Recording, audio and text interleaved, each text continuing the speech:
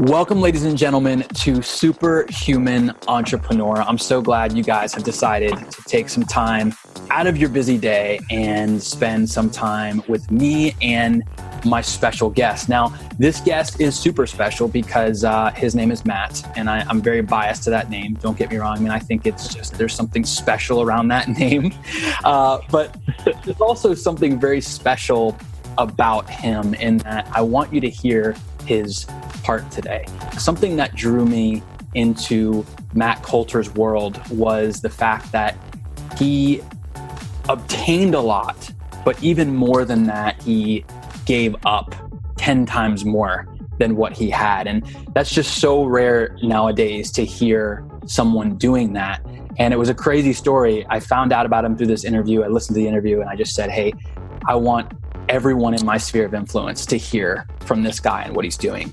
Matt co-founded and operated a global cancer nonprofit for 10 years before starting a platform to help others start nonprofits, the first being the BeYOUtiful Foundation, which he's the president of.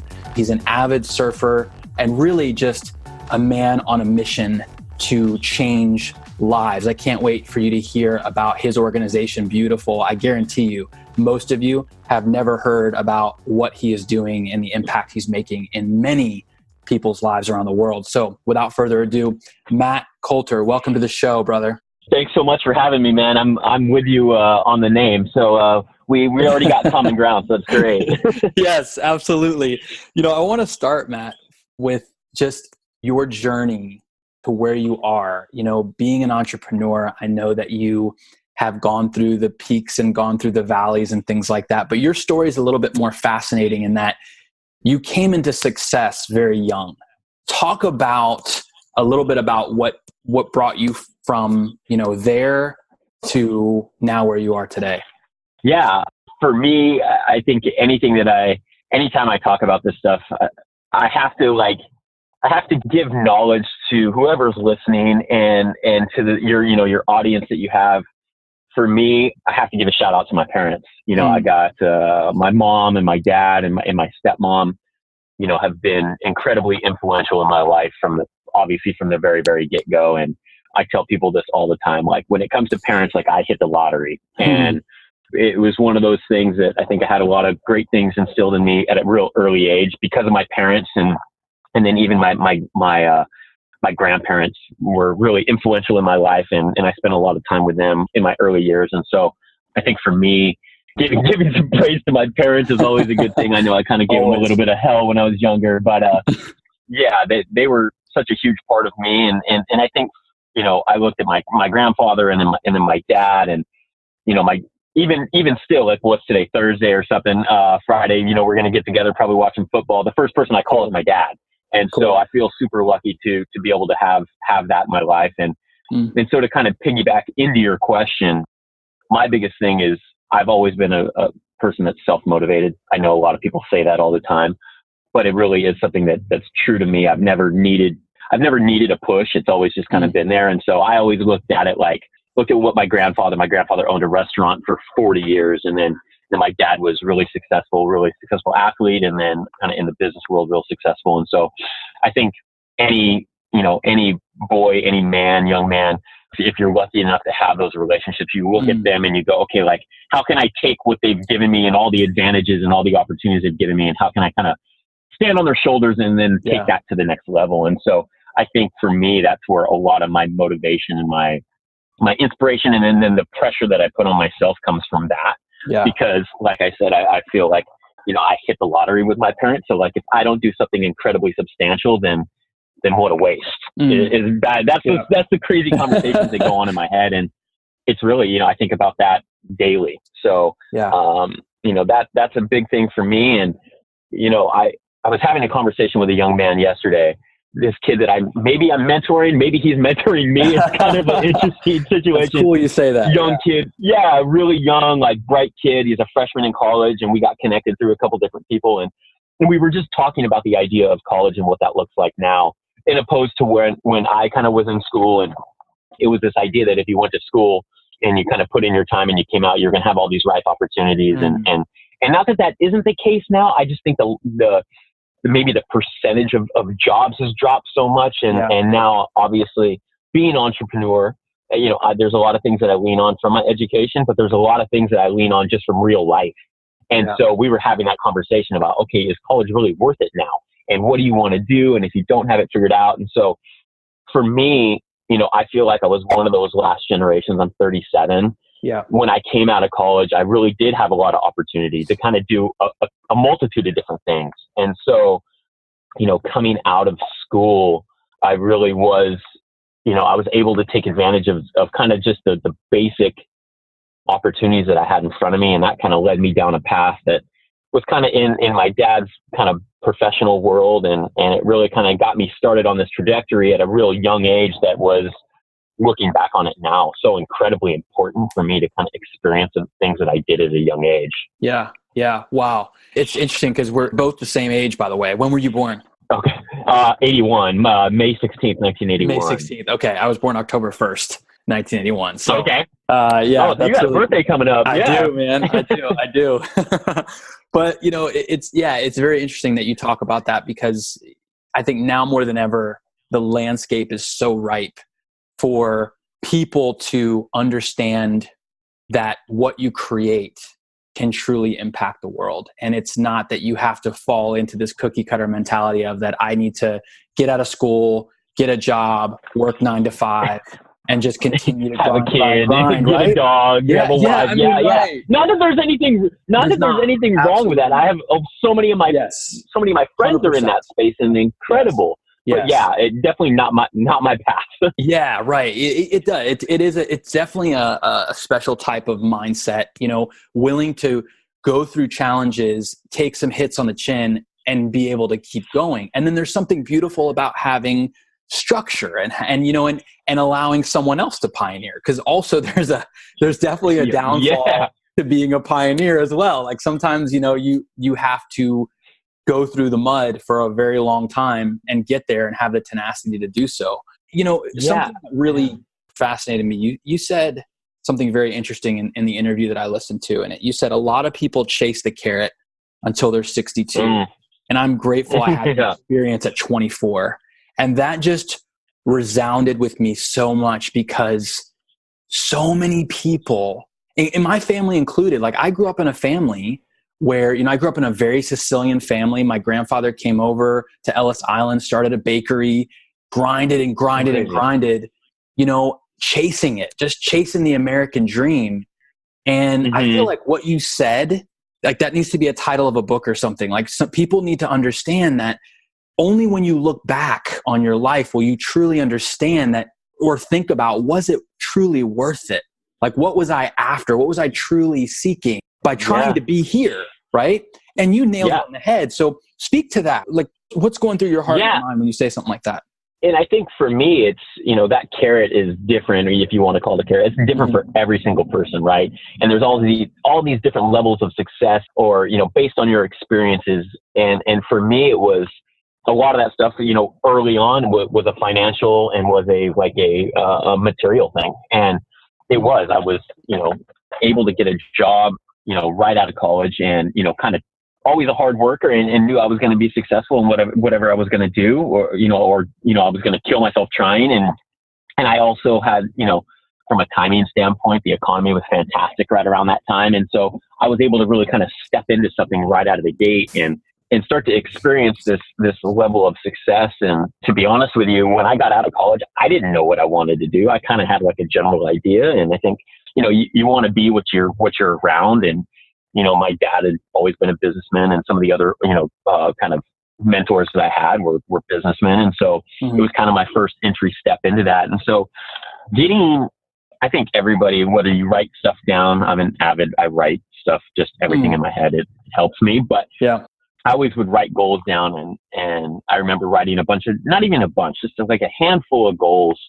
And when I first got hired with this job, and the goals weren't even specific to the job, it was just kind of specific more to my lifestyle and to maybe some of the things that I wanted to achieve through this job. And I remember looking at those notes that I made like 18 months after I was into this job, and I had already kind of like scratched a couple off, and then another year and a half or so went by, and I was already in a position to where I felt like if I got to this point financially or from, material purchases, if I got there by 40, then like I'm on the right path. And yeah, I got a lot of that at like 22, at 23, 24. Yeah.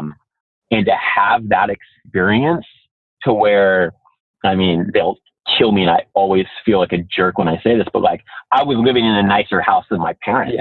Yeah. When I was 23. And this is a crazy thing. And I don't even think I talked about it on that interview, but it goes in perfect line.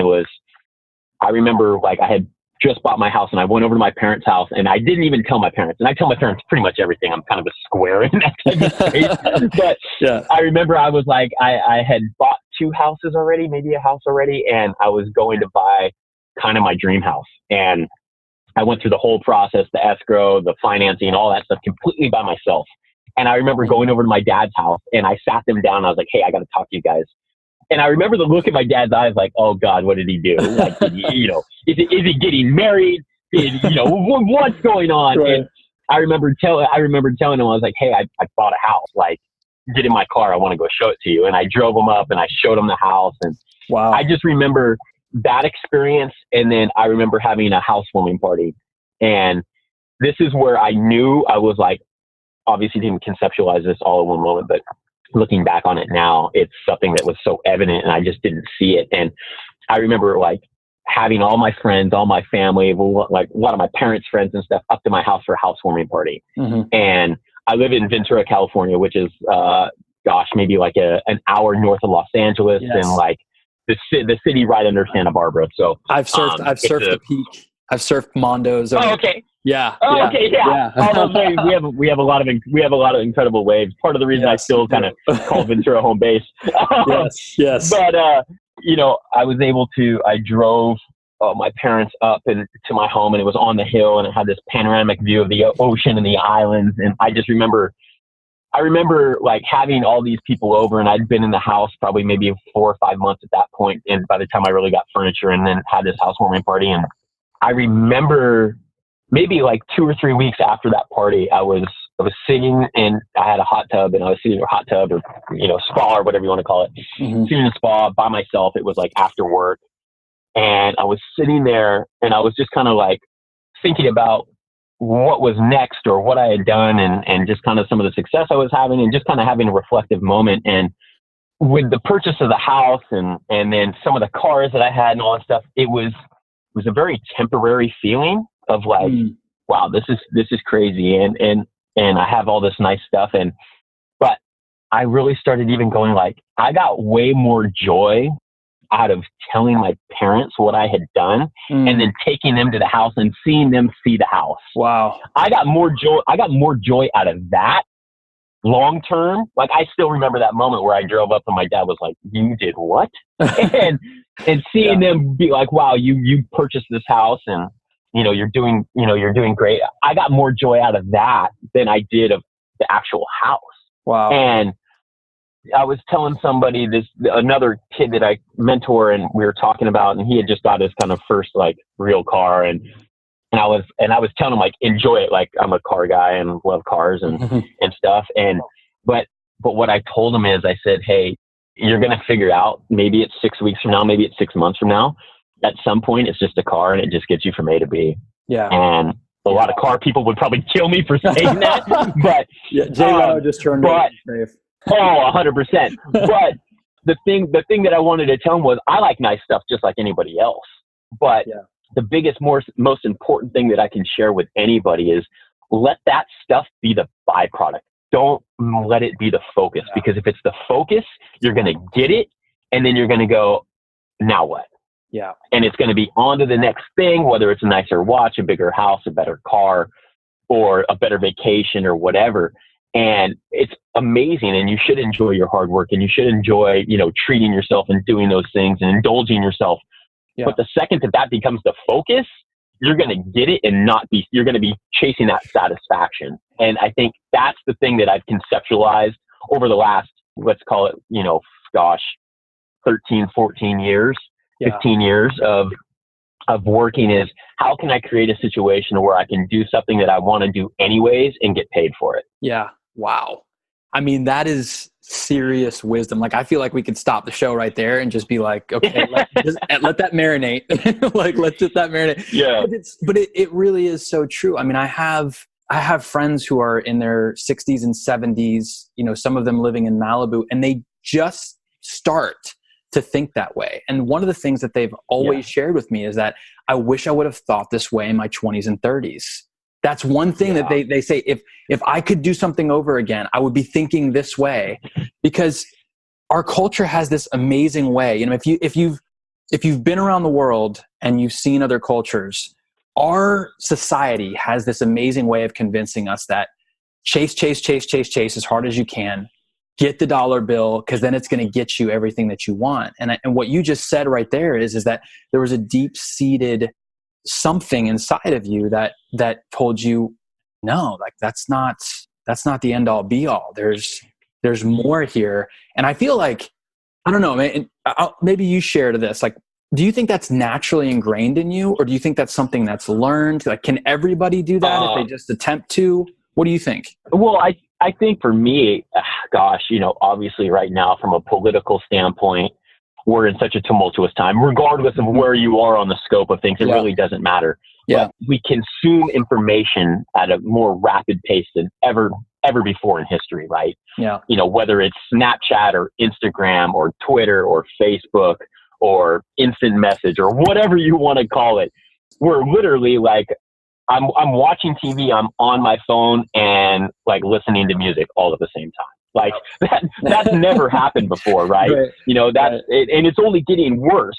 And so I think, to go to your question, it's a combination of things, right? I always look at it and go, your political view, your religious view, your whatever, all these, you know, these things that we put on, your sexual preference, whatever it may be, right?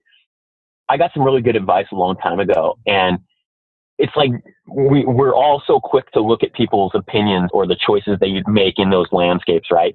But you can't give somebody a fair assessment. You can't make a fair judgment of somebody because you don't understand their circumstances, right?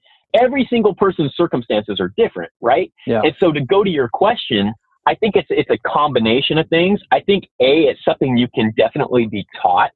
B, I think if you have a particular type of circumstance, you can put yourself into a position to where you can really set yourself up to fail, because you look at something and you go, oh, this is what I've been told, this equals success, right? If I have a Maserati, if I live in this neighborhood, if I have these things, if I support this political candidate, then it gives me success or it gives me access or whatever it may be, right? Yeah. But for somebody else, that circumstance, that opinion, those choices they make are drawn off something that is completely different from you. So to give judgment to those spaces is almost foolish, because, you know, you can't put yourself in those shoes. Everybody says that, right? Like, think about, you know, other people's circumstances. It's one thing to think about it. It's another thing to actually live in that space. Yeah. And so I think for me, like, I got into this space because I looked at my dad, right? Really successful. My grandfather, very successful.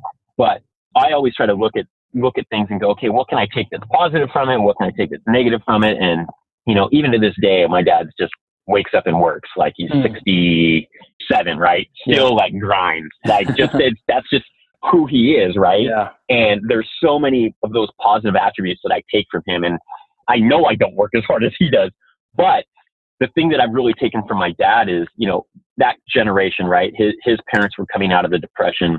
He was taught, you know, you go get a job, you grind it out, you provide for your family, and then you're going to enjoy the fruits of your labor in retirement, right?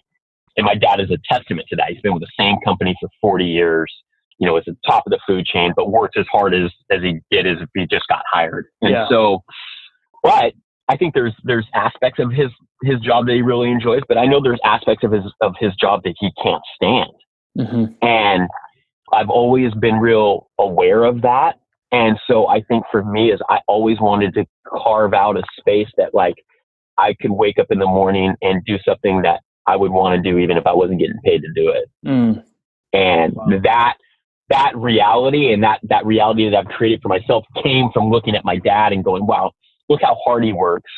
there's parts of it that he loves, but he also hates part of it. So how can I take that real positive part where he works so hard and he loves certain things of what he does and just eliminate the stuff that isn't, he isn't so excited about. Now, that's a real kind of, what's the word I'm looking for? That's a real like ideal type of situation that you want to create. Maybe that's not real for everybody, but chasing that and putting yourself into that position, for me, is I get to wake up and do stuff that I really love and I care about, and I get to do it with people that I care about, and I get to do it for reasons that are my own. Yeah. And, when I was 23, 24 and kind of working in my dad's industry and, trying to carve out my own path, I felt myself going down that road because it's a very weird, it's weird to be one of your friends that's maybe making the most money and also being successful at a young age, especially in an industry that's a little bit older than you.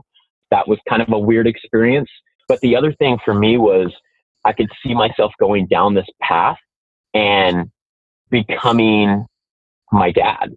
Like, and there's parts of my life that I want to be my dad 100%. But then there's also parts of it from like a livelihood and a lifestyle standpoint where I went, wow, like I don't want that. And I was chasing the stuff that I was told that I needed by whoever, by society, by peers, by colleagues, by friends, whatever it was. I was chasing that stuff and I was buying things because I wanted a reaction or I wanted the satisfactions of showing people stuff. And at some point, wherever you're at in that, some people get the carrot, some people chase it forever.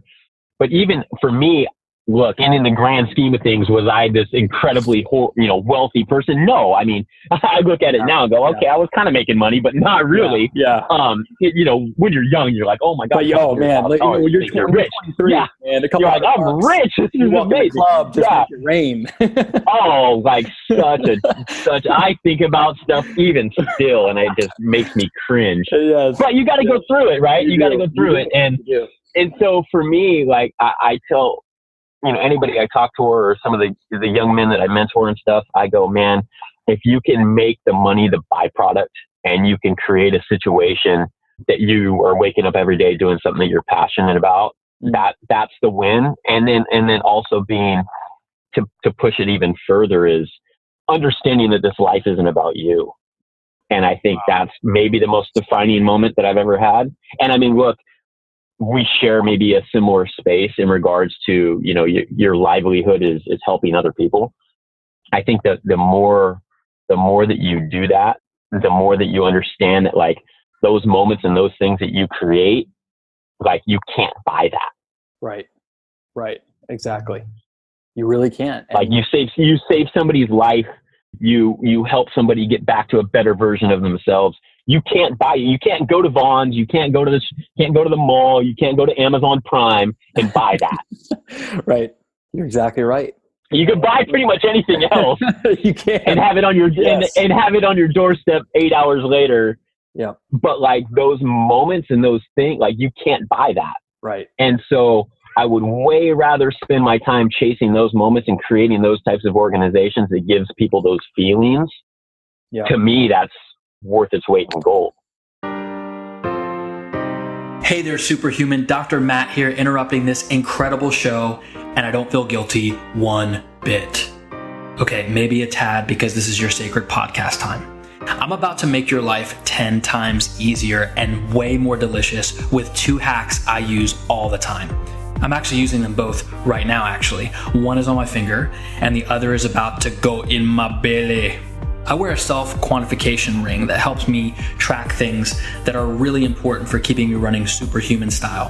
Things like sleep, heart rate variability, respiration for relaxing during stressful events like AT&T keeping me on hold for 20 minutes, and even distance for my triathlete beach runs. It's called the Oura Ring, and the best part about it is I don't have to wear toxic, brain-interrupting Bluetooth on me all day like most self-tracking wearables. Oh no. All the technology is packed into one little ring, and it's able to monitor all these cool stats without full-time Bluetooth. Best part is, I wake up, turn Bluetooth on for 5 minutes, and it downloads it to an app on my phone, and I go about my day not having to worry about Bluetooth all over me. One of the great perks about the ring is it's actually cool. It looks good. You know, making a scene in 2017, if you know what I mean. Hope you laughed at that. You can get the free shipping right now on one of these bad boys by going to Oura, OURA.com, picking out your perfect ring, which comes in pure white, stealth black, or the oh so manly matte black. At checkout, type in coupon code ACCURSO, that's like my last name, ACCURSO, ACCURSO, and receive free shipping for a limited time. Now, do you want to know what's in my other hand? The other hack I'm doing is I'm sipping a superhuman protein shake that I've upgraded with proteolytic enzymes called Masszymes. If you want the secret to getting every last drop of nutrients into those shredded muscles, then you need to be taking this stuff. It breaks down my protein shake beforehand and allows my body to triple the results I get from a workout. You can get 10% off at BeYOuoptimizers.com. That's BeYouptimizers, BeYouptimizers.com. And you can type in superhuman10 at checkout. So BeYouptimizers.com, superhuman10 at checkout for 10% off of any and all of their amazing products. Hey, thanks for letting me interrupt the episode. Now back to the show.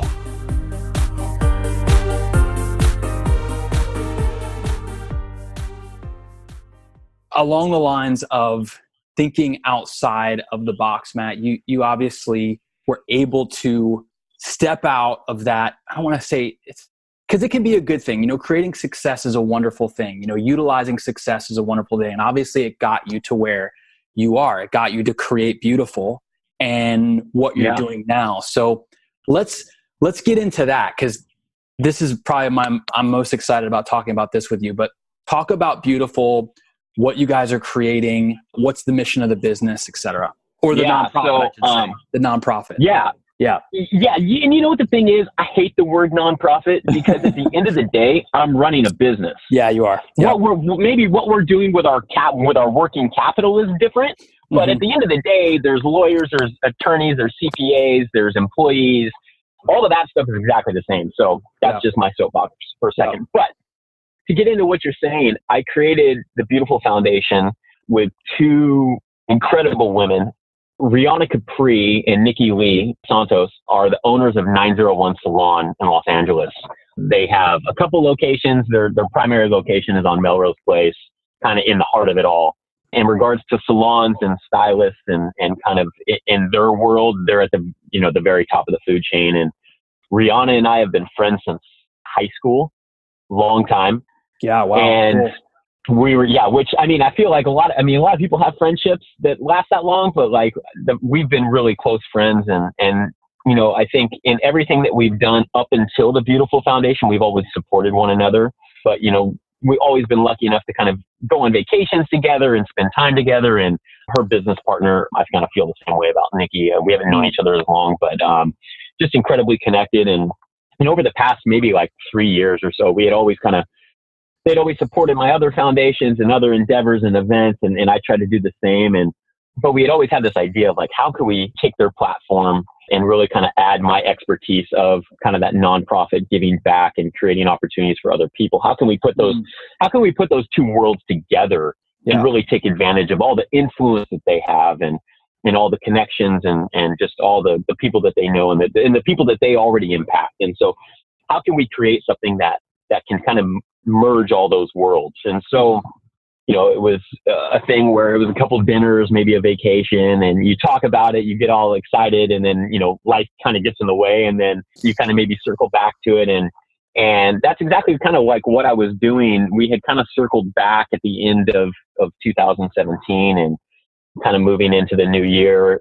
I was like, hey, if there was ever a time to kind of do this, would you be open to it? And kind of went back and forth, and it was like that conversation. Okay, like, yeah, like I'd love to, but like, what are we going to do? And for me, kind of a sidebar topic, I'm not a big sleeper. I kind of have always just not slept real well, and it doesn't really hinder me. It's just always been something I need like maybe 4 or 5 hours, and I'm usually pretty good. And You guys fascinate. I have a few friends like you, man, that literally don't sleep. I'm like, how do you not? But yeah, you're exactly right. It doesn't impact them in the least bit. They just, yeah, no, it's just, if I can get 4 hours, I'm usually good. Yeah. And so it was one of those nights, and I literally had woke up and I was like, I'm kind of wide awake. And I started like reading this book, and like, I couldn't get into it. It was like you ever get those books where you're like, I'm like 2 chapters in, and like, everybody tells me it's good, so I want to keep reading. But yeah, so I was having like one of those moments. And then I was like, holy crap. I don't know, whatever it did jogged my memory. And I was like, I know exactly what we're going to do for a foundation. And I was kind of almost upset at myself, because I was like, this has been right in front of me the whole time. I can't believe that I just thought of this. And so the concept for the BeYOUtiful Foundation is there's layers to it, but the primary idea was, spending so much time in the hospitals and dealing with young children, dealing with women and men alike. Cancer is affecting all of us. Yeah. And, it's 2018, and there's a lot of amazing organizations out there creating awareness. That's great. There's a lot of fantastic, organizations out there, funding research and doing things like that. But I just didn't want to go and create a foundation about, we're going to do a 5K, and we're going to walk around and raise money, and we're going to give it to somebody or whatever. I just was like, I've always been like, okay, that's been done. Like that, you don't do the same gag twice, right? If somebody's done it, then you go do the next one. And so for me, I really wanted the organization to not be about awareness. I wanted it to be about action.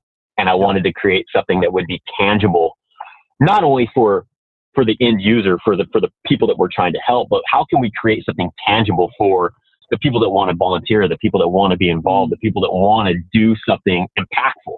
And how can you create something? How can you create an organization that is going to allow people to do that on a nominal scale, which any giving is never nominal, but even on a small scale, maybe it's just somebody sharing it, whether it's Instagram or whatever, or all the way up to somebody that's going to go, hey, I want to create our own event. And so I woke up, like I said, middle of the night. I think it was like maybe 3:30, 4 o'clock.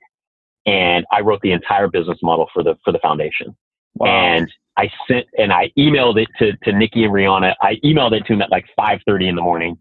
And before 7 o'clock, I had a response from both of them going, yes, absolutely. How do we start? Can we start yesterday? And that's literally what set this whole thing off. So the BeYOUtiful Foundation is really a foundation dedicated to women. I've got an incredible mother, incredible stepmom. I've got 2 sisters. Women have been a huge part of my life, growing up. And my sister is, I have a biological sister and I have an adopted sister. And both of them are like the most incredible, special people to me ever. And, one of them is a mother now herself. My other sister just started at San Diego State. So there's a wide gap, age gap. And I just look at them and I would do anything for them. And I think there's a lot of men out there that feel that same way, whether it's for their wife or for a significant other or, a mom, a sister, whatever it may be. And so taking that idea and then looking at my friends, Riawna and Nikki, that have created this incredible brand with 901 Salon, and then also their own individual brands of who they are as people. And then all the other startups and other brands that they have going on are incredible. And so I really wanted to take all those worlds and mold them together. And so in thinking about that, we created the BeYOUtiful Foundation. And the BeYOUtiful Foundation is really dedicated to women, really dealing with cancer, coming out of cancer, and just trying to get back to the best versions of themselves. And I've always, this is way off topic, but I've always been a Deion Sanders fan. And he always said, he always would say, look good, feel good, right? Yeah. Yes, I remember. And I always thought about that, and I went like, yeah, man, like when I was growing up playing basketball, like if I had a new pair of shoes, like I swear I always played better. Yes. And so it was that. I had didn't he have a shoe? He had a shoe, right? Oh yeah. He had everything, right? And so I always was like, the same age, man. So I'm totally. Oh yeah, we're the same age. I mean, I look at all those guys, right?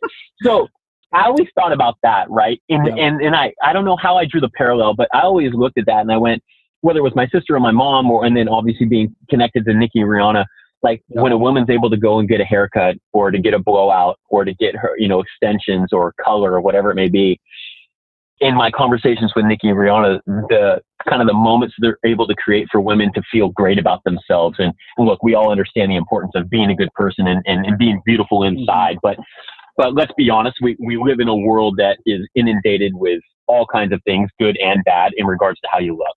Yeah. And to dive even further into that, the cancer space is devastating, right? It's something that so many of us are dealing with, whether directly or indirectly. But outside of the actual cancer, there's so many other things that come along with a cancer diagnosis. And one of those things is, especially for women, is them losing their hair. Yeah. And understanding how impactful that is and how devastating that is for women. And so being in that cancer space for such a long time, I always looked at it and went, wow, there's not really a brand. There's not really a nonprofit. There's not really an organization serving those needs and really hitting it. Look, there's a lot of organizations out there doing great things, but nobody that's really hitting a home run. Yeah. And I've always looked at Nikki and Riawna, always looked up to them. They're incredible business people. And I went, man, your guys' influence is so crazy. If we could create a way to go, look, here's all of your brands and all the things that you do so well. And if we could add a philanthropic arm to that, I think we could make a massive impact. And so that's exactly what BeYOUtiful Foundation is. And so the idea with the foundation is really to create resources for women to turn to, and specifically in that beauty industry. So whether it's hair or makeup or esthetician or massage therapist, really being able to create kind of something that's twofold. And that's a place that a woman that's dealing with cancer, coming out of cancer, being a primary caretaker for somebody that they can turn to and find resources. And then on the other side of that coin, I really wanted it to be a place that people in the beauty industry, whether you're a salon owner, whether you're a stylist, an esthetician, a massage therapist, whatever you may be, and you want to feel like you want to add a give back component to your business, I wanted to create an organization that would give those people that platform, because not everybody is going to be able to go out there and create their own foundation. Yeah. But everybody wants to help and everybody wants to give back, because at some point in everybody's life, somebody else has helped them. And then I think even further is, look, people give because they want to feel good about themselves. When they lay their head, down on the pillow at night, they want to feel like, hey, I did something for somebody else. Yeah. And so if I can kind of bundle all those things together and create something, I think we could really do something special. And so the BeYOUtiful Foundation has a couple different programs and a couple different things that we do. The first and foremost is the availability for any cancer patient, any cancer survivor, caretaker can log on, create their own profile, and instantly gain free access to all of our resources. And obviously, as the foundation grows, so too will the resources. But really being able to go, hey, I know I can turn to the BeYOUtiful Foundation. I can log in. I can create my profile. I can see those resources. And look, we don't pretend to have all the answers, but as we grow, we can, certainly help push people in the right directions if we don't have the answers for them. And then to serve that purpose, we've really created a way for anybody in the beauty industry can log on to the BeYOUtiful Foundation, do the same, create their own profile, but then sign up to donate their services. So maybe that's one haircut a year. Maybe that's 100 haircuts a year. Maybe that's a massage therapist for, whatever it may be. People can go there, can donate their services and be connected to people in their community, because although the BeYOUtiful Foundation is a global organization, we're, doing things all across the country. Everything starts in your neighborhood. Everything starts in your community, because that's where you live and that's what you're affected by. And so we're really dedicated to creating that community wherever you may be. So we've got our kind of initial program is called the BeYOUtiful Day program. And we had our very first BeYOUtiful Day at the 901 Salon in Los Angeles on August 5th. Oh, cool. And what we were able to do is kind of set a flat fee for any haircut on that day. So any haircut on that day, I believe, was $175, $150. And that money was donated directly to the BeYOUtiful Foundation. Wow. And then on top of that, any cancer survivor, any cancer patient that needed hair services on that day could come to the salon and would be, given free services. So free haircuts. Wow. We ended up having a massage therapist there. I believe we had a makeup person there. I think we even had an esthetician. I could be wrong, but we were able to create this day. It was on a Sunday, and the turnout was incredible. We had so many people donate their time because they're like at the top. I mean, there's coming into this place. I mean, for them to do that is a huge deal. Wow. Oh, huge deal. And so, obviously Nikki and Riawna were really instrumental into that. And then 2 or 3 of the other people that really helped with the foundation, Jessica and Jill and Morgan, really instrumental in that day. And then just the entire salon really rallied and said, hey, like, we get it. We've lived it in some capacity. Like, we want to volunteer our day. And so we were able to do that. And I think we had something like 22 or 23 cancer patients or cancer survivors come in and get donated services, which is incredible. And to be able to provide that was so special. Yeah. Wow. It blows my mind. I will say, anybody out there that's listening, go on Matt's Instagram. Like, there's some stories. By the way, your Instagram is amazing. It's so thank you. Because it's so meaningful, like, and it's so refreshing to see it. But I'll tell you, like, looking at some of the people that you've worked with and seeing the smiles in their faces and seeing how much it's changing their life. I mean, truly impacting people at a heart level. It's amazing. Yeah. And even if it's 5 minutes. Yep. Like, that's what I try to, like, I think there's a lot of people that I've connected with or reach out and go, oh, we want to do something. And they want to, like, jump into this giant idea of what they want to do. And I kind of go, okay, that's great. But, like, let's create realistic expectations in regards to helping people. And even if it's for 5 minutes, like, that changed somebody's life for 5 minutes. And doing that event, obviously, I'm not cutting anybody's hair. Nobody would let me ever do that. But being able to be at that event and kind of I was a little bit of a fly on the wall. And for me, going back to the fact that I have spent a lot of time in the cancer space, I understand how difficult it is. When you're a cancer patient or survivor, everybody needs help. Everybody usually wants help, but actually asking for it and engaging and showing up and feeling that support, a lot of people can't do it. Yeah. They're embarrassed. They don't want the attention. They need the help. They want the help, but actually engaging and taking it is really, really difficult. And so in building the model for the foundation, and as we grow, there's always, there's always hurdles, there's always pivots, always things that you can do better. And I think being a fly on the wall in that environment, so much of the feedback was from the cancer patients and survivors was the fact that, hey, I was so thankful to show up for this event. And I didn't have that fear in doing it because I knew it wasn't specifically for me. It was for our community. Right. And that was like a light bulb moment for me where I was like, oh, because we were trying out of the gate, really trying to connect individual people to stylists and stuff. And we were having success and things were going great. But I always kind of go, how do we do this bigger and better and improve? And so creating this beautiful day event is the perfect way to do it because you're not supporting one specific person. You're supporting a whole bunch of people. You're supporting that community. And so having those people engage and show up and feel comfortable is half the battle. And so we were able to do that. And so now in the next, 2 weeks, we're actually unrolling on the BeYOUtiful Foundation through all our social media, the availability for any salon in the country can create their own beautiful day event. Wow. And so anyone, anywhere can go, hey, we want to work with the BeYOUtiful Foundation. We want to help our cancer community. We want to create a difference. So we're in the very, very final stages of being able to have people log on to the BeYOUtiful Foundation, sign up to create their own beautiful day event. We kind of are going to hold that event on the first Sunday of August every year. So people can join us on that date, or they can actually go out and create their own date. So whatever date worked for them would be more than adequate. So we're really excited about that. If somebody wanted to join you guys in that, or if somebody wanted to learn about it, where do they go? The best thing is just to go to thebeautifulfoundation.com. Okay. You can Google us. We pop up there. Obviously, social media, it's BeYOUtiful Foundation kind of across the channel on all our socials. So you can do that. And I encourage people to do that. And then, creating the beautiful day event, you sign up. And then essentially what you get from us is you get kind of an event in a box. We're sending out basically a starter kit to go out there and create your own day. So there's information, there's balloons, there's just everything to kind of help you make your day special. And so we're really excited about that. Like I said, I think we're launching that in the next 2 weeks. We're kind of just working through some of the final kinks, but Man, it's going to be so special because it's really going to be our whole idea is like, how can we have 1,000 of these a year all across the country? Because then you can really start making impact on a big level. Wow. And I have no doubt, man, this is going to be such a massive swell, like going right back to surfing again. It's like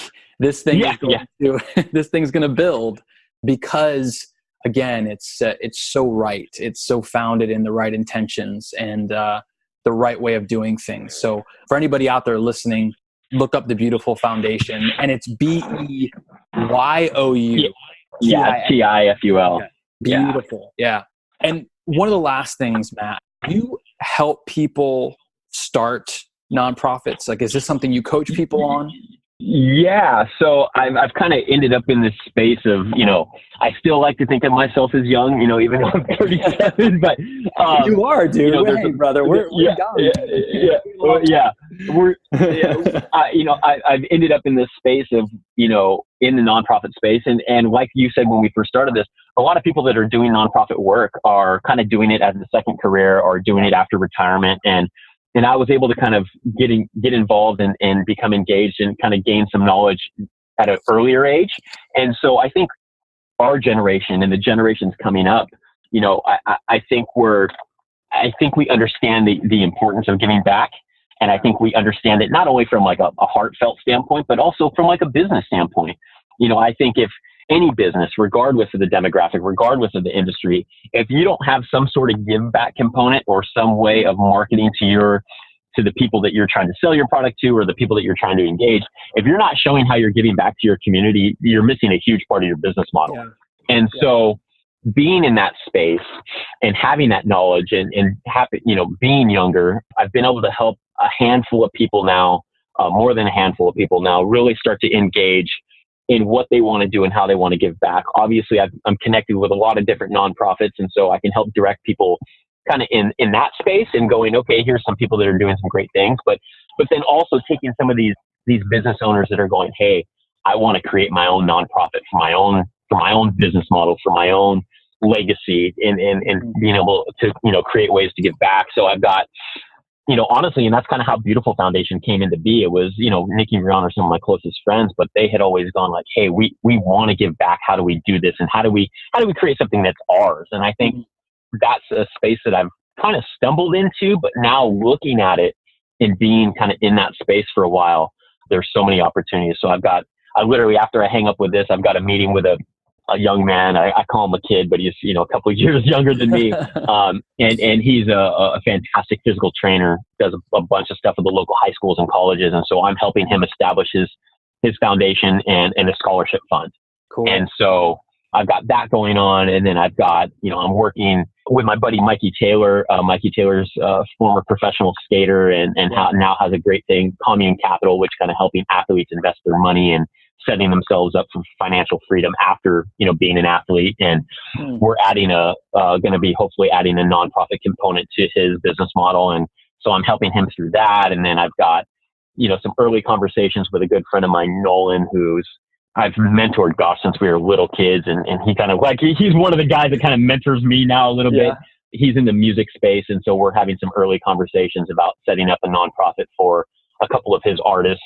And, so I've kind of ended in that space. And then I've got a new concept that I'm kind of actually signing leases hopefully today on some new office space for a thing called Shop 143. And that's my latest kind of nonprofit endeavor. And it's a very long story short, it's a curated online thrift store curated by me. And all of my friends that I've ended up in this space, been so fortunate to just be connected with so many incredibly successful and inspirational people. So whether it's athletes or celebrities or bloggers and influencers, all those people want to do good, but like we going back earlier, not everybody has the time to create an event or show up to an event. And so with the decrease of kind of print marketing, a lot of that marketing dollars for any product has kind of gone into product placement and giving product to influencers and people that, have a following. And so for a lot of these people, it's like Christmas for them every day. They're getting products, they're getting things to share. And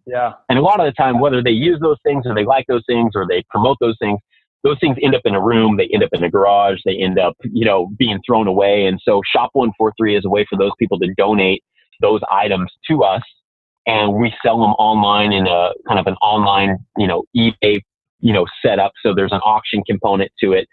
And then 50% of everything that we sell goes to the charity of that influencer's choice. And so it's a way for those people to really create impact, influence their community and also do a lot of good. And so we're in the kind of very final stages of solidifying that website and doing all that stuff. So that's a whole nother endeavor.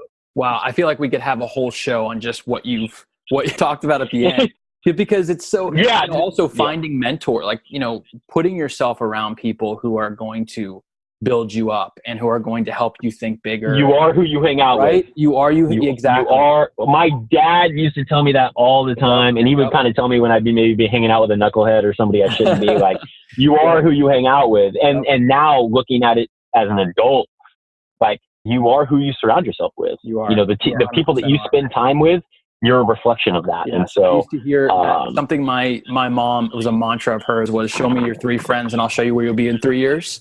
And it's so true, because both of us can have stories of guys we were friends with in high school that, ended up going down a wrong road. And if we would have stayed on that road, we'd be there too, and it's like, 100%. It's tough. It's tough sometimes though, because you have to, it's like, it's not a mean thing. It's actually a very loving thing when you can actually go to somebody and say, hey, look, you're headed down this path.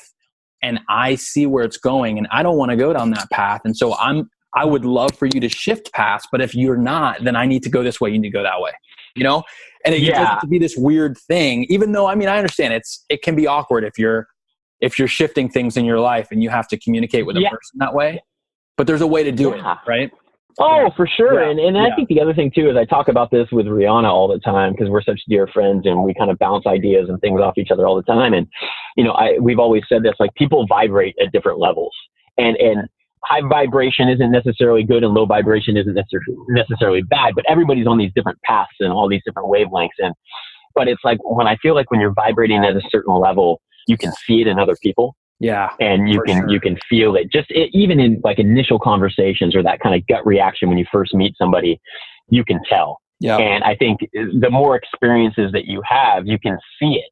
And it becomes like, I always kind of use that stupid analogy, but like, this is really dumb, but I love The Matrix, right? The Matrix, when it came out, was the best movie of all time. Yes, it was. The second and third one, I don't know, but the first one was incredible. Yes, it was. And when we talk about it all the time, I always, like, in my head, it pops into my head, and it's like when Keanu Reeves is like starting to understand his power, right? And he's fighting somebody, and then all of a sudden he's like fighting somebody with one arm, and everything is slowed down. Yeah. Right. Yeah. And I feel like that's an evolution in a lot of aspects of life, is, how can you slow things down so that you can actually see it, you can, digest it, and then, make your moves or create your opinions or, put yourselves in positions that are going to be favorable for yourself. And I think that's a product of experience, but it's also a product of being with like-minded people. The next show is going to be Matt Coulter discusses how to slow things down like The Matrix. That's the next show. Yeah, right. But you're right. But I think where I was going with that is the fact that you got to have mentors. Yes, you do. And you got to have mentors. Look, obviously, like, it's like if you want to be a doctor, right, you're going to find a mentor that's a doctor. But I also think it's so incredibly important to have mentors that are outside your space. Yes. Because they give you perspective that maybe you would never have. Because that's what I was going to say too, is that I would say right now, I don't actually have any mentors that are doctors. All my mentors are literally in things that I probably would have had no concept or clue of 5 to 8 years ago. But in this season of my life, I'm finding, like different passions coming out and things. And so I think, it's so healthy to have that mix so you can get, I call it my board. I have 5 or 6 people on my board, and actually one is a kid. I always have a kid on my board. I don't know if it's like kids will say things to you that are so simple yet rock your world. I think some of the most important lessons that I've ever had have been from children. So I always have a kid on my board. Yeah. So it's one of those things. Yeah. I mean, I have have a younger sister who's just starting college, and she says stuff to me, or like I see stuff through her, and I'm like, oh, damn, okay. And I think that's important because it is, I joke around about getting old, but age is irrelevant. Like, there's kids that are doing stuff that are 17 that I look at and I'm like, that's the craziest thing I've ever seen, So I always am just trying to surround myself with people that are outside of my sphere, outside of my box, right? That are just, okay, I have an athlete, I have a business person, I have a kid, I have, one of my closest friends who owns bars. He's, a restaurateur, and like, dude, some of the stuff that he says to me, I'm like, oh yeah, like I can apply that here. And so I think that's having a mentor. Like if you don't have maybe not only one, if you don't have multiple, like I just feel you're kind of missing the boat on that, because it's it really are, to me, one of the most important things. Yeah, it is. And I feel like that's something we can, you're going to be back, Matt. We're going to like call the show like Matt Squared. Oh, I know. I'm so chatty Cathy. Like I'll just like, but I love it, man, because that's what it's all about. It's all about, learning or sharing what we've learned, in the short 37 years we've been on the earth. I feel like we have so much more to learn, but even in that, there's not enough men and women getting out there and saying, hey, let me take you under my wing for a little bit. Like, let me just show you a few things that if you do this, you're going to really avoid, things like this or that. Yeah. Just like turning around and throwing the rope back. Because that's right. To where I've gotten or where you've gotten, somebody helped you get there. You didn't get there by yourself. That's right. That's right. Don't listen to Drake. Somebody's got to help you. Yeah. The thing is, like, I'm a huge advocate of like, dude, like, put on your shoes and grab your lunch pail and go to work. Like that. I think that's what he's going for is there. Yes. But like, I kind of go, man, like if you have an opportunity to have people help you, it can make your journey so much easier, but you got to be willing to accept that help, and you got to be willing to seek it out. That's right. Brother, it's been such a pleasure I don't want to end the conversation. Like, I'm just letting everybody out there know, I would keep going if for the fact that, Matt and I literally have, things ahead of us that we need to be doing, appointments and things. But I will say that, Matt, it's been such a pleasure. Like the knowledge bombs that you just dropped are going to not only help me, but many, many others that are listening right now.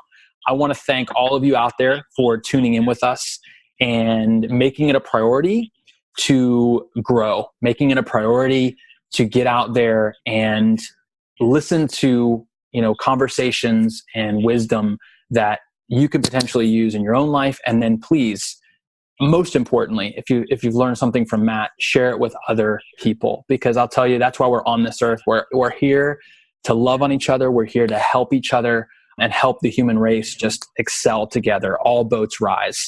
So Matt, thank you so much. Is there anything you want to say before we end the call? No, I just am so thankful. I appreciate the time. And just like we said a couple times during the show, if you get an opportunity, please go to our website or even our social media, just to get a snapshot of who we are and what we're doing. And then obviously if there's an opportunity to get involved, for us, the more the merrier, and the more people we can help. So thanks again for having me. And, hopefully we'll have to do this again. Oh, absolutely. And once again, where can they go again to learn more about you and the organization? Best thing to do is just go to BeYOUtifulFoundation.com, and then you can find all of our social handles there and kind of find out, what we're up to and what's going on, and maybe something in your local area. So sounds good. Everybody out there, continue to be superhuman. We'll see you next time. Hey, World Changer. I hope you enjoyed today's show. Do you desire to gain an unfair competitive advantage in life? Do you want more energy, focus, and clarity to add more life to your years and years to your life? I can almost hear your answer coming through my headphones, a resounding yes. If that's the case, you can go to superhumanentrepreneur.com/hack in order to get your free high performance hack guide. That's www.superhumanentrepreneur.com/hack. My mission is to help activate high performance among 10 million entrepreneurs and their families within the next 10 years. If you're loving the content you're hearing, you can partner with me on this mission by simply leaving a review on iTunes. If you do this now, I'd very much appreciate it. Thanks for listening, and I look forward to giving you even more high performance value next time.